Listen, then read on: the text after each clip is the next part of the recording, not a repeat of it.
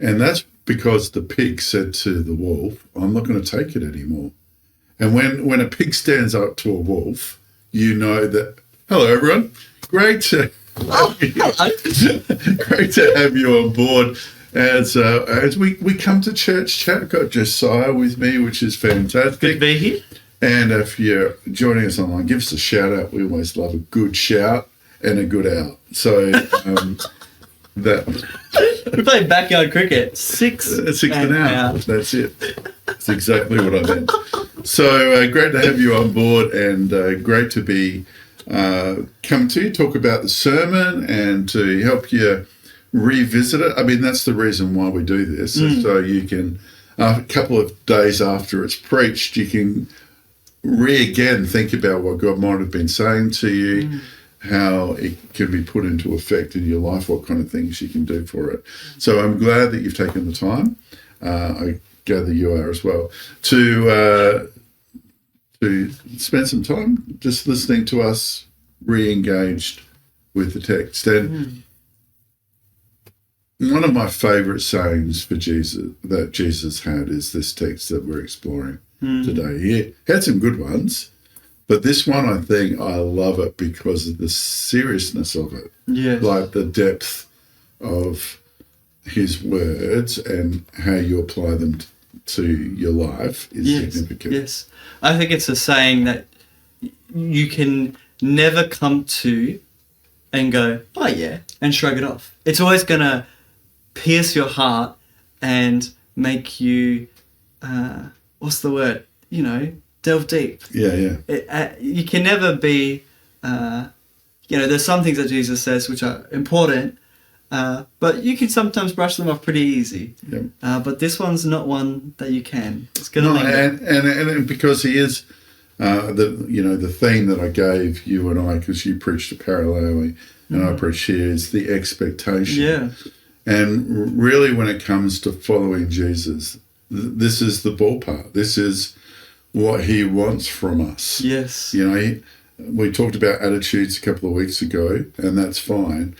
But this is the heart of the issue, that he sets the example for us and he asks us to follow. So do you want to read the text in case people haven't quite got the journey with us yet? I'd love to. I'm going to be reading from Luke chapter 9, verses 21 all the way to verses 27. And Jesus strictly charged and commanded them to tell this to no one, saying, the Son of Man must suffer many things and be rejected by the elders and chief priests and scribes and be killed and on the third day be raised. And he said to them, if anyone would come after me, let him deny himself and take up his cross daily and follow me. For whoever would save his life will lose it, but whoever loses his life for my sake will save it. For what does it profit a man if he gains the whole world and loses or forfeits himself?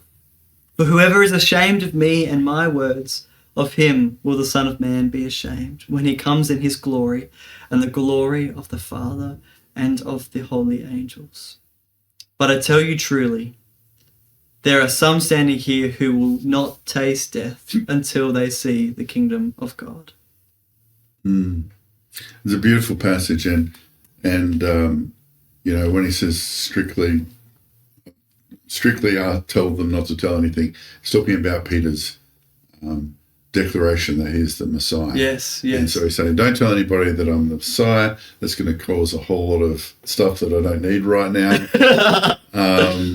And you can imagine, like, if people were going around saying he's the Messiah, but to actually have it out there as public too soon would have thrown his ministry into chaos. It would have, yeah. And so he goes on to articulate that he's got to die. That's how he's going to bring his kingdom to it. And then he invites us to do the same. Yes. And I think from the beginning, when Adam and Eve were in the garden, I think that has been the struggle of human nature. Yes. Has to go, I'm going to trust God more than I'm going to trust my own experience, my own will, my own way forward, my own way of doing things. I think that's been a continual struggle. Yes. And, Eve and Adam had it in the garden, and I think we have it today. Yes. Yes. And so, but this is what Jesus invites us into. He gives us the example. And I'm glad, and I said this on Sunday, I'm glad that Jesus went through with it, and he didn't say it was too hard, or, that he did die for us and did rise again for us so that we could have new life. I'm glad he said yes to that. Now he invites us to say yes to that, and that's taking it to a whole nother level. Yes, yeah. I think the wonderful thing about the incarnation is that Jesus, who is God, has experienced full humanity, and he never asks us to do something he's not willing to do himself. He has paid the ultimate price in the cross, and he has set the example. He set the bar for us. And, with his help and with his Spirit, we're able to do the same. When you realize that, in Jesus' life, that he experienced just about everything that we're ever going to experience. Obviously there's different levels and different things. But, he had his family who thought he was crazy, so he had, family disruptions at different times. He went through pain, he went through suffering, he went through betrayal, he went through all those kind of emotions, and just about everything that we've gone through, he's experienced, and also showing us how to stay connected and keep God at the center and keep humble in the middle of all that. And it's a great story to reflect on as we come to Easter. Yeah, and it's so wonderful. It's so jaw-droppingly amazing, and it's so good. So the question, that raised in my mind when we read this passage, whoever wants to gain his life must lose it, and must pick up his cross daily. And Luke's the only one who puts the daily in there. I know, yeah. And so, there was something in Luke's mind as he's writing this. He says, no, this is something we've got to enter into every day. Yep. Where we've got to say, today I'm going to die to myself and live to Christ. Why do you think we struggle so much with that reality? Why do we struggle with that? I think because we are so drawn to selfishness. And I think it's also we're so drawn to self-preservation. And we like to have control. We like to know, I think we have ingrained in us these habits and these desires. I think we also have ingrained in us some aspirations and some dreams that can also be unhealthy. We also have these sins and these habits that we find a lot of enjoyment in that we don't want God to have or to take away from us. And I think we actually find a lot of comfort in the world that we live in when we can do what we want, how we want to do it, and in the way that we want to do it. And dying to Jesus daily means that I've actually got to put aside the way that I want the world to work, how I want my life to look, how I want to behave, the things that I do, the whole facet of human, like living and experience. We have to go, I'm going to do it God's way and not my own. And I don't know if there's anything more harder than saying, not my way, God, but yours. Well, I think it's so crucial. It's one of the things that stops a lot of people actually becoming Christians. Yeah.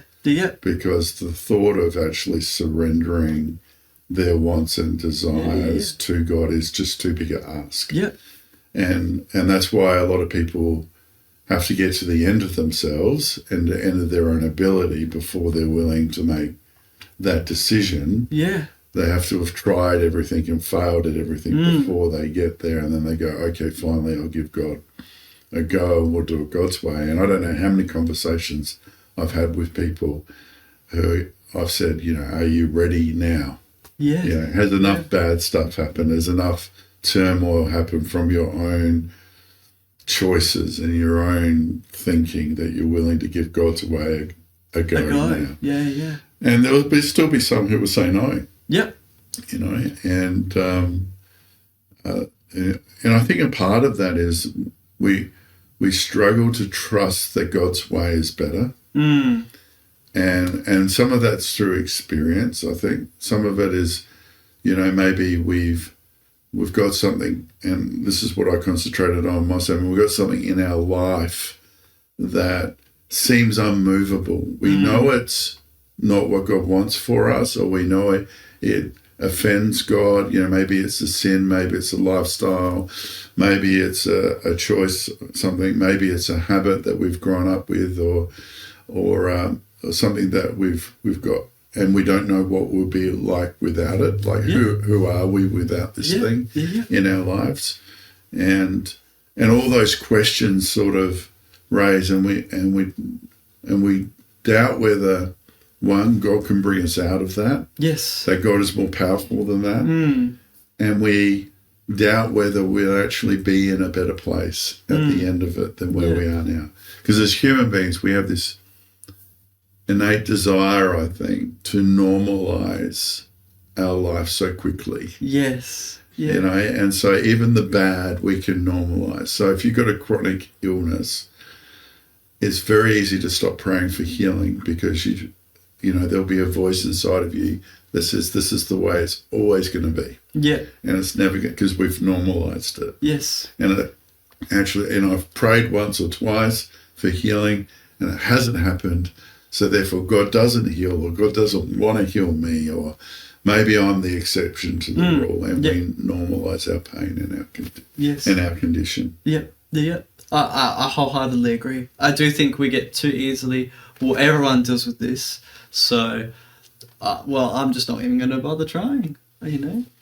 And I think this passage calls us daily to look at what God says the world should be like, and what we say and what he says we should be like, and invites us again to surrender those things, and to bring that issue, or bring that healing, or bring that sin before him again. Yes. And saying, today may be the day that I'm free from this, but I'm going to surrender it anyway. Yeah. Trusting that God is going to do something. Yeah. And I think God is incredibly gracious in our surrender, because I think I think this is what I've experienced in my life. He will take something and he'll go, Josiah, we need to work on this. And there might be a whole lot of other things that are going on that I have no clue about. But he'll bring this one thing to me and he'll go, all right, Josiah, we're going to work on this. And, you know, so it might be, 2 or 3 months of me daily going, God, I can't do this. Change this. And then suddenly there's this amazing breakthrough that takes place. It feels amazing. And there's like this celebration with God that takes place.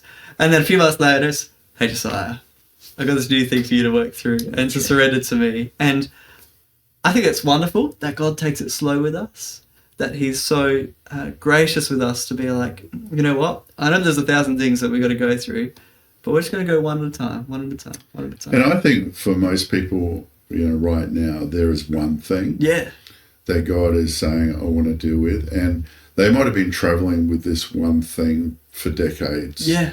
Or God's just showing them now, and it's only, weeks or months or hours. But there's usually one thing that's there, and God doesn't really move on until we see breakthrough in that area. Yeah. He doesn't kind of go, I want to deal with this now, and then push it to one side and go, all right, you're not ready for that, then we'll try B instead. Yeah. If he's bringing it to us, then he wants to deal with it now. Mm. The problem I see with it is that we can sustain this for a couple of months. Mm. But when it gets into a couple of years, we have this language that starts to form, this normalization that starts to form. And so people who are same-sex attracted or identity confused or I think they travel with this a lot. Like there's I can't recall how many people of same-sex attracted that I've heard about or spoken to who have said, I asked God to take it away and he didn't. And so therefore God mustn't care or God mustn't, wonder. And that's not what I see in this passage. No. What I see in this passage is that God is saying, keep bringing it day after day. Yep. Don't give up. Yep. Freedom is coming. Yep. And, I know that people have all sorts of different views of sexual attraction and all that kind of stuff. But I believe that if God says that it's not where he wants us to go, then he's going to give us the power to overcome. Yeah. And so I think that's, a really important thing to remember. So if we're feeling trapped, we're feeling overwhelmed, we're feeling like this one thing never goes away, to just keep on bringing it to God, dying to yourself, getting God's picture of it, and trying to put that into your life. Yeah. And at some stage, as you said, some stage it will break. Now, I went on to share about, a lot of conversations I have with guys about porn. And the one thing that I've seen break the stronghold of porn in people's lives, and again, there are people out there who go, porn's fine, whatever or not. But there's a lot of evidence now that says it rewrites your brain. Yep. It definitely rewrites your respect of people and turns them into things and not individuals. It does a whole lot of things. But what I've seen have the most victory is for that person to seek a word from God that will break that attraction in their lives. Yes. And that's what I've seen have the most powerful transformational effect of going from I've got to watch this every day or several times a day to I don't even need to touch it. Yes. anymore. Yes. And so that's and I think that in all things God can do that. Yes. If we keep on dying to ourselves and saying, God, you've got another way, and I know you have another way because this upsets me. Yes. This stirs my heart. This makes me uncomfortable or concerned or whatever. Yeah, what you're saying is reminding me of some of Paul's words that spirit gives birth to spirit, flesh gives birth to flesh, and the more we put to death ourselves, the more God's Spirit's kind of envelops us and takes over and somehow beautifully starts producing that fruit in us in a wonderful way. And another thing that, where people struggle in this whole area of dying to self is that we feel like we have to do that in our own strength. Yeah. And I think when we realize that the whole Christian story is that we don't have enough strength. Yes. We will never have enough strength. Yes. We don't have enough strength to change ourselves. We don't have enough strength to overcome our problems and our sin. We don't have enough strength to overcome the issue, that one issue that is dominating our lives. Yeah. When we get to that reality, then we can turn to God and say, God, you've got to do this in me. Yeah. I can't do it. Yeah. And I quoted from Ezekiel 36, which talks about the fact that God says, I'm going to take your heart, of stone, and I'm going to give you a stone of flesh. Yes, and I'm going to put my spirit in you, and my spirit will help you obey all my commands. Yes. And so even in the Old Testament, before Jesus came, God's heart was to say, I realize you can't do it. Yes. Let me help you do it. Yes. And I think we've got to continue to remember that. Yeah, I agree. And the image that Jesus paints of a cross is not one of like active trying. It's an act of surrender. It's an act of, all right, God, I'm giving you my life. It's yours. It's not mine. Do as you please. And that's going to look different for everybody. Yeah. And so, at the end of that passage, it says, if you deny me, then I will deny you. And I think if we say that our issue, whatever that one issue is bigger than God, then what we're saying is that we're denying God in that instant. Yeah. Or we're saying that even though everything in Scripture says that it's not wrong if we're saying that it's okay because we've asked God multiple times and we haven't seen victory of it, then we're denying God. Yeah. And so, you know, I think Jesus' warning at the end is continuing to push us towards, no matter how hard it seems, keep on surrendering, and God will find a way through. It might not be tomorrow. Yeah. It might be another year down the track, but God will find a way through. I agree. I wholeheartedly agree. Yeah. Yeah. And so as we point to Easter, Yeah. as we come to it, you know, we've been talking about the fact that God calls us his beloved, Yeah. that we are loved. We talk about the attitude we should have when we come to God of being humble, poor in spirit, and all the things that followed on in the Beatitudes. We talked about the snares and the stumbling blocks, and now we've talked about the expectation that God wants us to die to ourselves and live for him. And we've got to keep that at our central point. Yes. And as I think you explored on Sunday, you know, when it comes to understanding the cross, you know, and the power of the cross, it's so important when we're asked to enter into the dying of the cross as well. Yeah. I think, you know, I think that's why I have such a special spot for communion and baptism in my understanding. It's that in some wonderful and beautiful way, I am participating in Christ's death and resurrection until he comes again.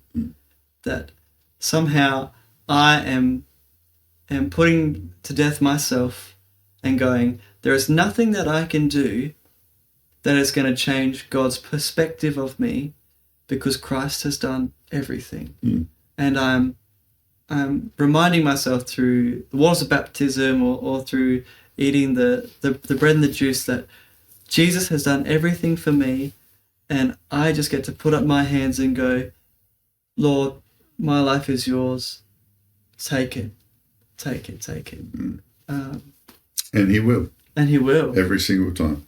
Yeah. And there is cost to it, because God will say stuff to me that is really hard to hear. I was like, Josiah, you've got to let this go. And I'm like, I don't want to. That's right. Or invite you to be active in an area that might be uncomfortable. Yeah. Or might push you out of what you normally want to do. Yeah, I agree with that. And God has asked me to do some crazy stuff. Yeah. And I've just had to step into it. Yeah. And it's always been great. It's always been exciting. Always fantastic stories after the event that you can share. Yeah. But that's the way it is. Yeah. Well, we hope that you've enjoyed our little chat and our sermon series so far, and all that it's pointing us towards. And if you've got any questions, write them in the chat, and we'll respond to them in due course. Yeah. But it's great to have you on board. And so until we see you online or in person, God bless. We'll see you soon.